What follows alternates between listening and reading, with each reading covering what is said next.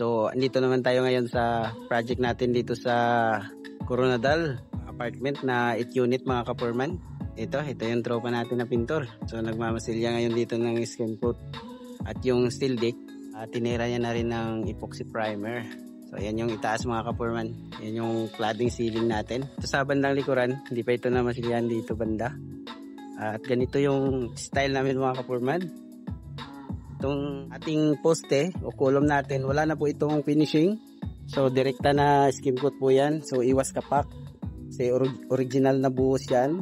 At para kumapit yung ating skim coat, mapapansin nyo, ayan, nagkukulay itim kasi tinira natin yan ng waterproofing. Yun ang diskarte natin. At ayun, ganun din sa beam. So, lahat ng buhos, beam at saka column, tinira natin ng waterproofing para nakapit itong ating skim coat na ginagamit. So katulad nito mga kapurman, ayan, skim coat itong kulay puti. At syempre, tinry lang nila na ipahid. So napakatibay mga kapurman. Ayan, kapit na kapit. At ito, syempre, route finish na yan. At hindi na kailangan ng waterproofing yan. Kasi kumakapit na yan dito. Naka-rough kasi yan.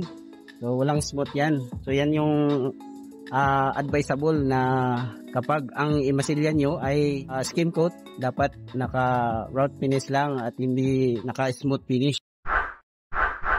FD Construction Services.